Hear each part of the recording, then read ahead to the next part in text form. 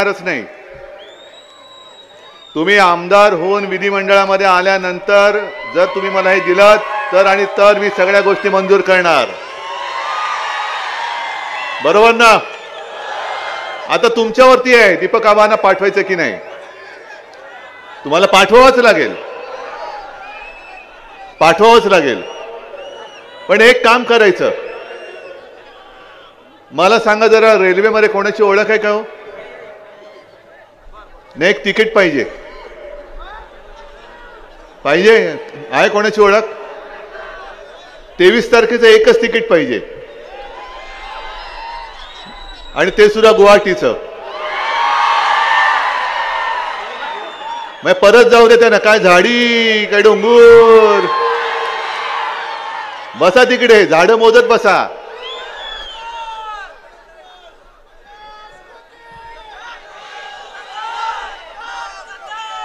प्रत्येकाचं एक नशीब असतं.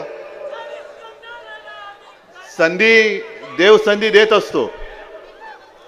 त्या संधीचं सोनं करायचं का माती करायची हे ज्याचं त्यांनी ठरवायचं. गेल्या वेळेला एका गद्दाराला आपण उमेदवारी दिली, तुम्ही सगळ्यांनी त्यांना संधी दिली, आणि त्यांनी नुसतं संधीचं नाही तर आयुष्याचं मातेरं केलं. किती माज म्हणजे किती माज असायला पाहिजे. लय म्हणजे काय एकदमच लय. पण ज्यांनी त्यांना मोठेपण केलं होतं त्यांना माहिती नव्हतं की हे सगळे जण त्यांचा माज सुद्धा उतरवू शकतात. मी आलोय त्यांचा माज उतरवायला आलेलो आहे. मी आलोय गद्दारांना गाडायला आलेलो आहे. आणि मी आलोय ते गद्दारांच्या छाताडावरती पुन्हा एकदा भगवा रोवायला आलेलो आहे. अरे गद्दारांना काय वाटलं? ते गद्दार म्हणजे काय सगळी लोक गद्दार? पण महाराष्ट्राचा इतिहास आहे, महाराष्ट्र कधी गद्दारांना क्षमा करत नाही. आणि या गद्दाराला सांगायचे, तिथला डोंगर तू पाहिलास, पण इथल्या रायगडाचं टकमक टोक नाही पाहिलंस. हे तुला 23 तारखेला दिसणार आहे. त्या टकमक टोकावरनं हे सगळेजण कसा तुझा राजकीय कडिरोट करतील ते बघ. आणि मग तुझी जी काय मस्ती होती, काय नव्हतं दिलं, सगळं दिलं होतं. आणि प्रामाणिकपणाने सांगतो की खरं म्हटलं तर गेल्या वेळेलाच मी दीपक आबांना उमेदवारी देणार होतो, आणि तसं आपलं बोलणंही झालं होतं. पण मध्येच एक तो धरण फोडणारा खेकडा घुसला. कोण तुम्हाला माहिती आहे?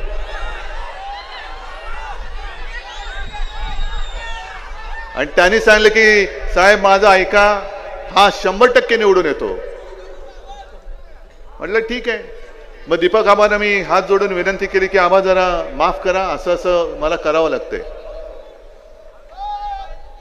आणि त्यांचं कौतुक मला एवढ्यासाठी वाटतं की त्यांना सांगितल्यानंतर कुठेही लांडी लबाडी केली नाही, गद्दारी तर अजिबात केली नाही, बंडखोरी नाही केली. पण ठीक आहे उद्धवजी, मी आणतो निवडून. म्हणजे असा सैनिक आपल्याला पाहिजे, तुमच्यासाठी लढणारा. याला म्हणतात सैनिक. आता त्यांनी सांगितलं ना किती वर्ष थांबले होते. आता झालं. जी काय मध्ये तुमच्या स्पीड ब्रेकर होते ते सगळे आता आपण सपाट केलेले आहेत. एक मोठं ढेकुळ आहे, ते पण यावेळेला सपाट करून टाकायचंय. आता निवडणूक रंगात यायला लागलेली आहे. साधारणतः 1 आठवड्यापूर्वी मी मुंबईत असताना मला पत्रकारांचे फोन यायचे की उद्धवजी यावेळेला काय लोकसभेसारखं काही दिसत नाही हो. म्हटलं का हो? नाही अजून काय असं गरम नाही होत. म्हटलं थांबा जरा, ही मशाल अजून आमची पेटली नाही, मग सगळ्यांचं सगळं गरम होईल. आता बघा कशी पेटले मशाल, धगधगते. आणि मी जिथे जातोय तिथे अशी तोबा गर्दी होते. लोक वाट बघतायत, जनता वाट बघते. जो गद्दारीचा वार त्यांनी केला तो केवळ उद्धव ठाकरेवरती नाही केला, शिवसेनेवरती नाही केला, तर आपली आई असलेल्या महाराष्ट्राच्या कुशीवरती यांनी वार केलेला आहे. आहेत आता मोदी आणि शहा फिरतायत. अमित शहाबद्दल तर काय बोलायचीच बात नाही. तो लगेरो मुन्नाबाई बघितलं होतं ना तुम्ही, त्यातले सर्किट सारखे फिरतायत.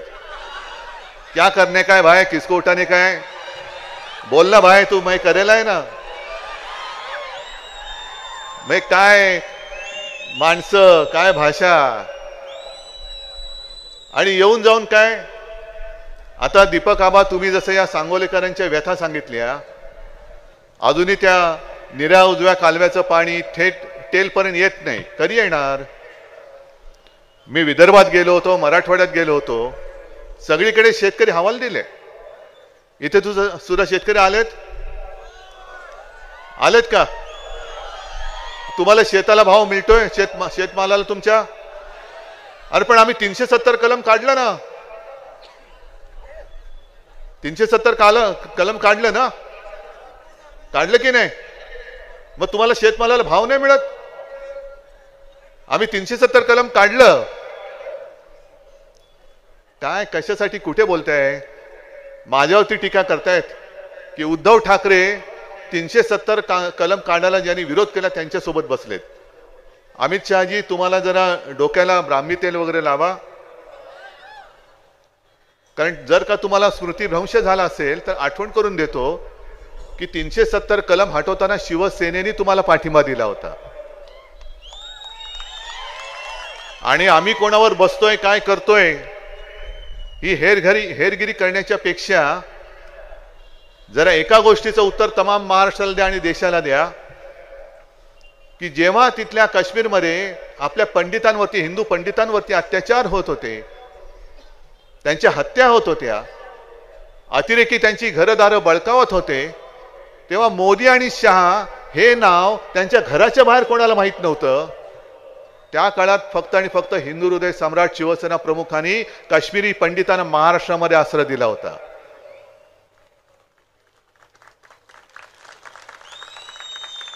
काय पंतप्रधान नव्हते बाळासाहेब. आणि मग तुम्ही 370 कलम काढल्याचा जो काही डंका पिट्टाय माझ्या इथल्या तहानलेल्या शेतकऱ्यासमोर, माता भगिनींसमोर.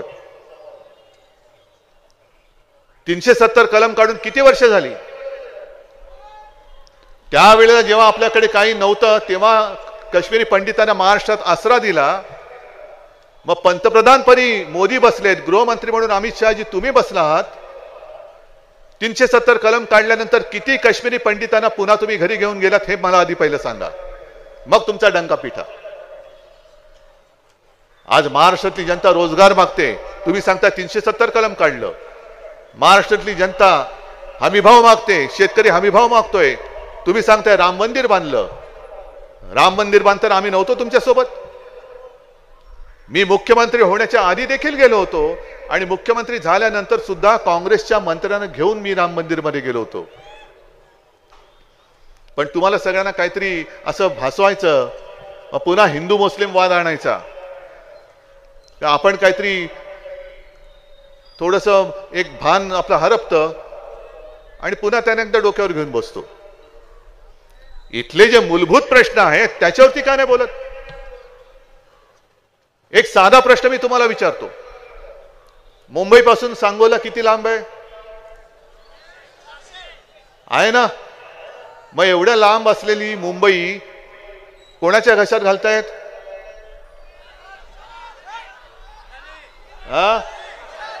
जरा मोठ्याने बोला ना. अदानी. म्हणजे 400 किलोमीटर वरती किती अंतरावरती असलेली मुंबई कोणाच्या घशात घालतायत हे तुम्हाला कळतंय.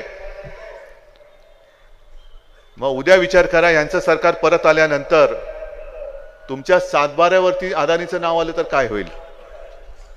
येऊ शकेल की नाही शकेल मला सांगा तुम्ही. तुम्हाला वाटतं आज अतिशयोक्ती करतोय, पण मी एक ठरवलेलं आहे, आपलं महाविकास आघाडीचं सरकार आल्यानंतर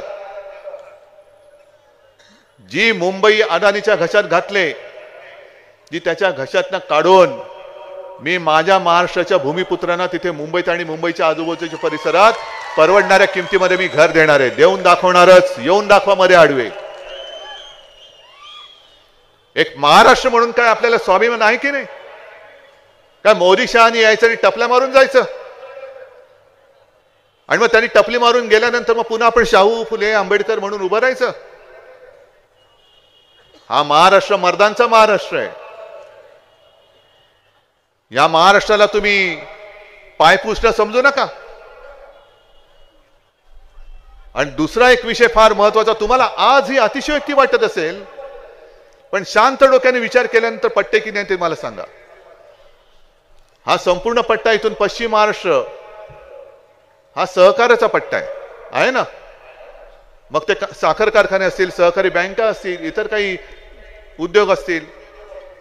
आजपर्यंत कधीही स्वातंत्र्यानंतर सहकार हा राज्याचा विषय, पण केंद्रामध्ये सहकार खातं तयार केलं गेलं आणि ते खातं अमित शहानी स्वतःकडे ठेवलेले.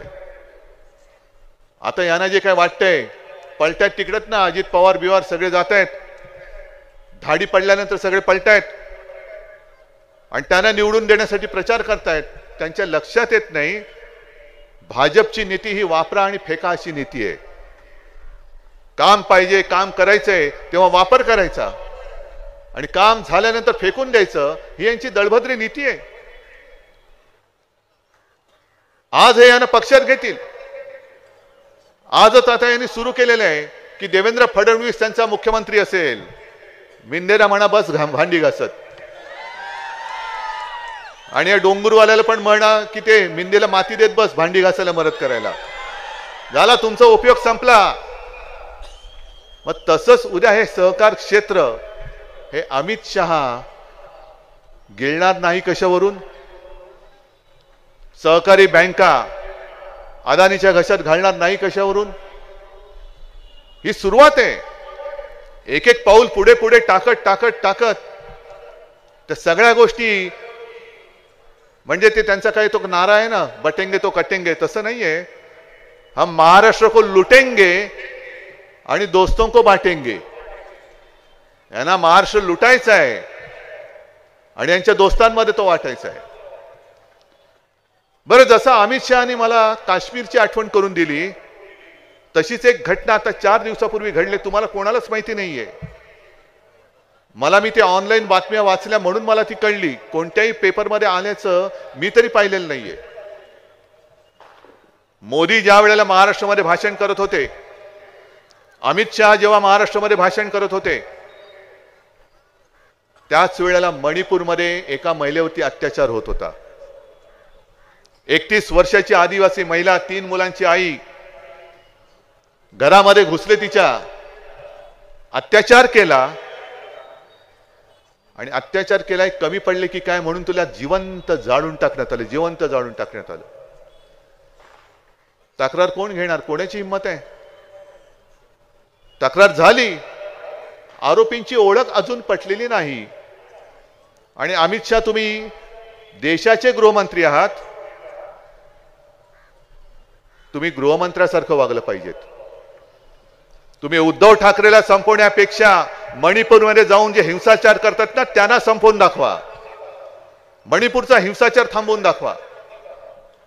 काश्मीरचं जे तुम्ही आम्हाला सांगताय 370 कलम, अजूनही तिकडे अतिरेक्यांचे हल्ले होत आहेत, आपल्या सैनिकांवरती होत आहेत, ते हल्ले अजूनही थांबलेले नाहीयेत, ते पहिले थांबवून दाखवा. आणि जर हे तुम्हाला जमत नसेल तर मी मोदींना सुद्धा सांगतोय, सोडा पंतप्रधान पद. तुम्हाला देशापेक्षा राज्याच्या निवडणुकीमध्ये तुमचा पक्ष जिंकावा हे महत्वाचं वाटत असेल तर पंतप्रधान पद सोडा, गृहमंत्री पद सोडा. आणि जसं आम्ही फिरतोय आमच्या पक्षाचे स्टार प्रचारक, तसं मोदी आणि शहानी भाजपचे स्टार प्रचारक म्हणून फिरलं पाहिजे.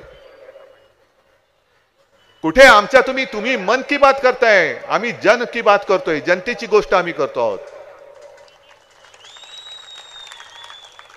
हे खोकेवाले धन की बात करतायत, मी जन की बात करतोय. हा फरक आहे त्यांच्यात आणि आपल्यामध्ये. आणि इथे जे कोणी अपक्ष उभे राहिलेत, महाआघाडीचा उमेदवार एक आणि एकच आहे, दीपक आबा, ज्यांच्या हातामध्ये मशाल आहे. बाकींच्या बंडखोऱ्या आणि अपक्षांना धूप घालायचा नाही. मी तर म्हणेन तुम्ही महायुतीला मदत करायला आम्हाला अपशकुन करता आहात, अपशकुन करू नका. महाराष्ट्राचे शाप तुम्हाला लागतील. आहे ना, प्रत्येकाला त्याचं जे काय द्यायचं ते देत आलेलं आहे महाराष्ट्र. पण महाराष्ट्राच्या पायावरती हा धोंडा पाडू नका.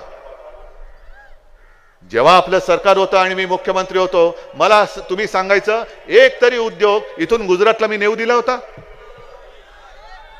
एक तरी रोजगार इथून गुजरातला त्यांची नेण्याची हिंमत झाली होती? मग यांनी सरकार पाडलं ते एवढ्याचसाठी पाडलं, आज यांना शिवसेनेतून गद्दारी केलेला माणूस मुख्यमंत्री म्हणून चालतो का? कारण तो त्यांचे बूट चाटतोय,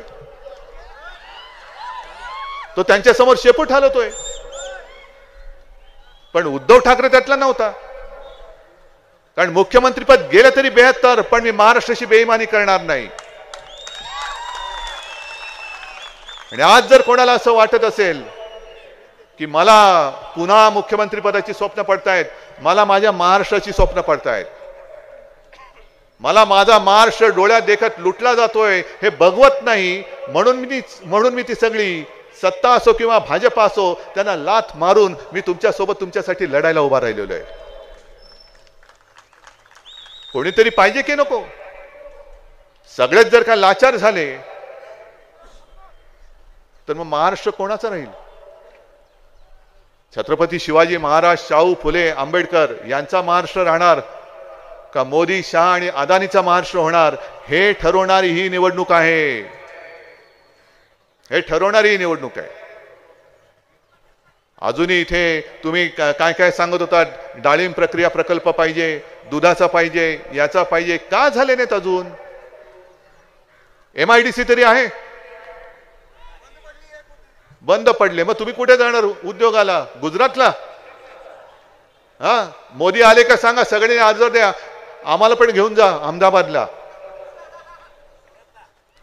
नाही, सुरतला गद्दार जातात. आणि म्हणून मी ठरवलंय, तुम्ही बोललात बरं झालं, सुरतीची आठवण केली बरं झालं. मी तर ठरवलेलं आहे, तुम्हाला मंजूर आहे की नाही सांगायचं. आपलं सरकार आल्यानंतर मी महाराष्ट्राच्या प्रत्येक जिल्ह्यामध्ये छत्रपती शिवाजी महाराजांचं मंदिर बांधणार आहे. मंजूर. आणि फक्त महाराष्ट्रात बांधून नाही थांबणार, मी सुरतेला सुद्धा महाराजांचं मंदिर बांधणार आहे, सुरतेमध्ये सुद्धा. मग तुम्ही माता भगिनी इकडे मोठ्या प्रमाणावरती जमल्यात, त्या म्हणतील हे सगळं ठीक आहे, आमचं काय? आम्हाला बरं आहे की 1500 रुपये मिळत आहेत. बरं आहे का हो? 1500 मध्ये घर चालतंय? काय मिळतं 1500 मध्ये? डाळ, तांदूळ, साखर, तेल, काय मिळतं? अरे आनंदाचा शिरा मिळतो की नाही? हा, नाही मिळत. जे नाही मिळत ते नशीबवान आहेत. हा, कारण ज्यांना मिळतो त्यांच्या आनंदाच्या शिद्यामध्ये लेंड्या मिळत आहेत. आणि हा मिंद्याचा आनंद, आणि त्या मिंद्याच्या आनंदाचा शिदा म्हणजे त्या शिद्यामध्ये लेंड्या उंदराच्या. आणि म्हणून आणखीन एक जे आपण ठरवलेलं आहे की आपलं सरकार आल्यानंतर महागाईने सगळे तुम्ही जे बेजार झालेले आहात, जीवनावश्यक 5 वस्तूंचे भाव आपण पुढची 5 वर्ष स्थिर ठेवून दाखवणार, म्हणजे दाखवणारच. आणि ते सुद्धा शेतकऱ्याचं नुकसान होऊ न देता अजिबात होऊ देणार नाही. कारण काहीतरी या गोष्टी केल्या पाहिजेत. मुलींना मोफत शिक्षण मिळतं. आता दीपक आबा तुम्ही सांगितलं मुलांना मुलीच मिळत नाही. का नाही मिळणार? मिळालंच पाहिजे. नोकरी पहिली मिळाली पाहिजे. आणि नोकरी मिळायची असेल तर पहिलं शिक्षण मिळालं पाहिजे. आणि म्हणून आपण आणखीन एक जे वचन तुम्हाला मी देतोय, जसं मुलीला मोफत शिक्षण मिळतं तसं मी महाराष्ट्रातल्या प्रत्येक मुलाला सुद्धा मोफत शिक्षण देणार, म्हणजे देणारच.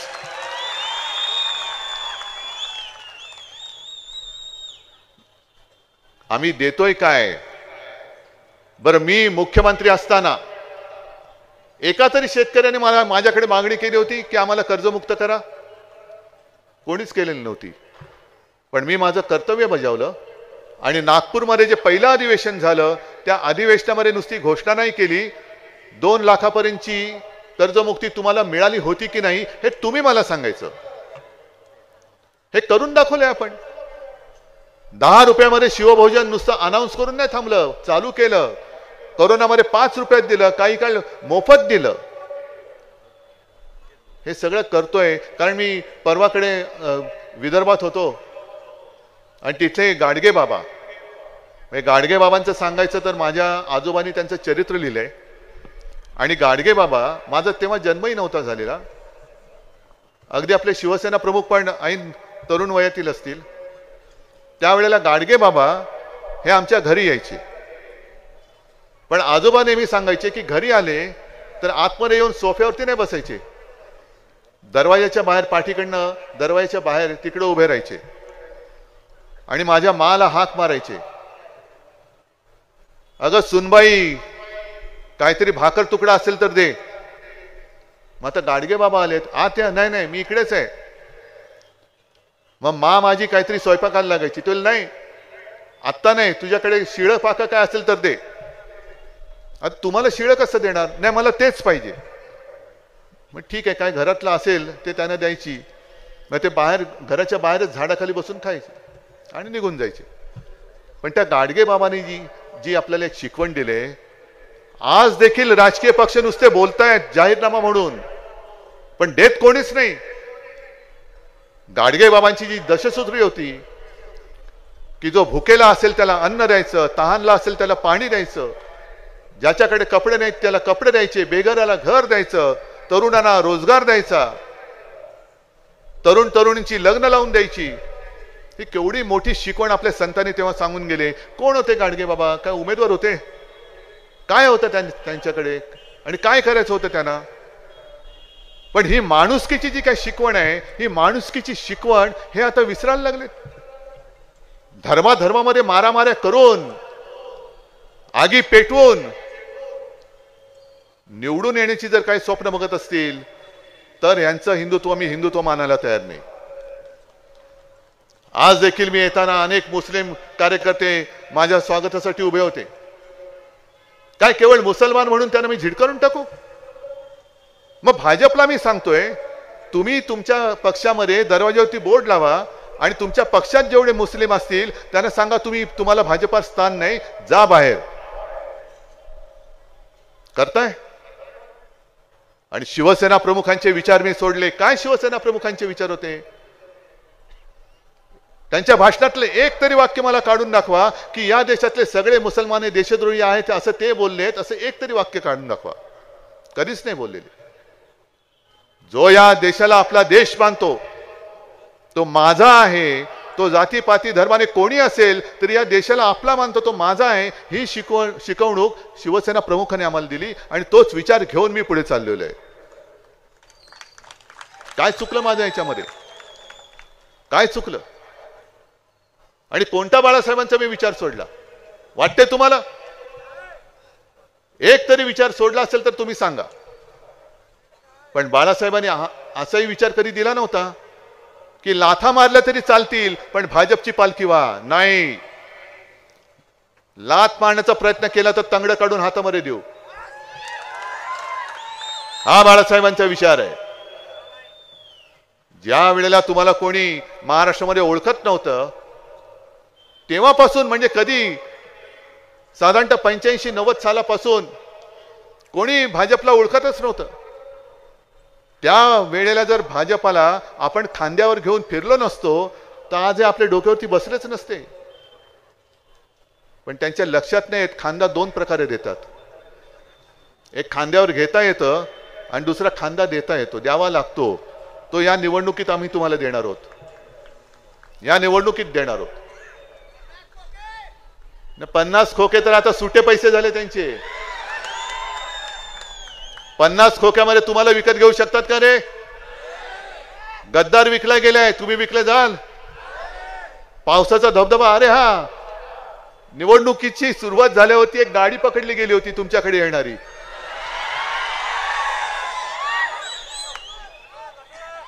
हा, कोणाची होती गाडी? असं मी ऐकलंय, खरं खोटं माहित नाही, असं ऐकलंय की त्याच्यात 25 कोटी होते पण 5 कोटी दाखवले गेले. मला माहित नाही कोणाची गाडी होती, आपण नाही बाबा, आपल्याला नाही माहिती. आता बाकीचे 20 कोटी इकडे पोहोचले असतील, मला नाही माहिती. कदाचित ते तुम्हाला वाटतील, मला माहिती नाही. पण हा हरामीचा पैसा घेऊन तुम्ही तुमचं आयुष्य विकणार आहात का? आम्ही तुम्हाला काहीतरी देतोय. जसं मी तुम्हाला सांगितलं की महिलांची जी आज 1500 रुपयाची जी योजना आहे, यांनी बरोबर निवडणूक आयोगाच्या माध्यमातून ती बंद करून टाकली. म्हणजे तुम्हाला दाखवलं की आम्ही तुम्हाला देऊ इच्छितो, पण आम्हाला हे देऊ देत नाहीत. मग आम्ही तुम्हाला वचन देतोय, अरे 1500 काय, आपण आपलं सरकार तुम्हाला 3000 रुपये देईल. अनेक जे बेरोजगार तरुण आहेत त्यांना रोजगार मिळेपर्यंत, परवा राहुल गांधीजींनी सांगितलं ना, रोजगार मिळेपर्यंत दरमहा 4000 रुपये आपण त्यांना देऊ. बाकी दीपक आबा, मला खात्री आहे, माझा विश्वासच बसलाय की मगाशी मी सांगितलं तुमचं निवेदन मी आता घेणारच नाही. तुम्ही आमदार बनून हे निवेदन मला विधानसभेत द्यायचं तर मी त्याचा विचार करीन. आणि माझा विश्वास बसलाय की या सगळ्या लोकांनी ठरवलं, तुम्ही आणि तुमचं मत आणि तुमच्या कुटुंबातलं आणखीन एक मत, 4 जणांचं कुटुंब असेल तर 4 मतं. मग तुमच्या सोबत जे इथे आलेले नाहीत ते तुमचे मित्र, त्यांचं मत, त्यांच्या कुटुंबियांचं मत, म्हणजे सांगोल्यातली सगळीच्या सगळी मतं ही मशालीवरतीच आली पाहिजेत, मशालीवरतीच आली पाहिजेत. आणि एवढं जर का तुम्ही केलं तर मग